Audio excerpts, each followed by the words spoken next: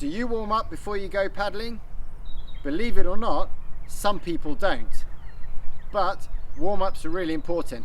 It elevates your heart rate, warms the body up, gets your joints nice and mobile and your muscles, and it does a few things. It prevents injury, will help you paddle better, and it will keep your body healthy so you can keep paddling for longer.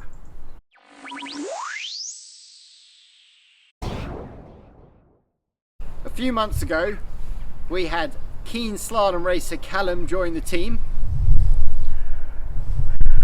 and we were really impressed with Callum's bankside warm-up before he went paddling. So we took a leaf out of his book and we thought we'd share some of what he does with you.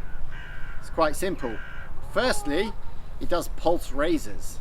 So he gets his heart rate up, gets his body warm. So what that means is 2 to 3 minutes of jogging on the spot or star jumps, even combine the two.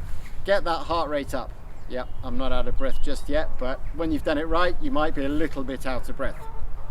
And then we move on to just getting the shoulder joints warm. So the first exercise, very basic, it's just some front crawl swimming. So you're trying not to let your shoulders come up towards your ears, but keeping your shoulders down, and just 10 reps on each arm forwards, followed by reversing that motion and doing 10 reps backwards. So that's going to get your shoulders nice and warm and get them ready for action.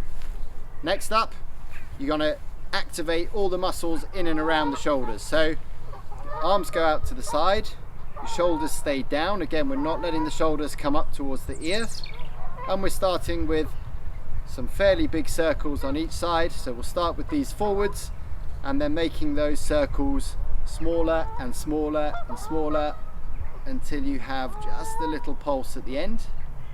And you probably, once you finish that, want to shake that out and then repeat the same thing backwards with those big circles, keeping the shoulders down, and then bringing those smaller and smaller and smaller and smaller until you've got that little pulse at the end. And again, give that a little shake out. So now we're going to move into sort of opening up the chest and getting the back moving as well. So we're going to start with some chest openers. So again, those shoulders stay down and we're just swinging those arms up and out to the side and down and backwards.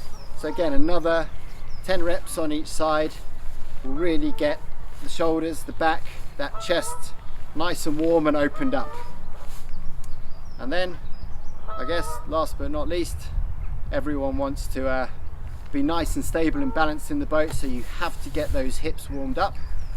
So some very simple feet shoulder width apart, very simple hip rotations. So try and keep those shoulders still and move the hips around.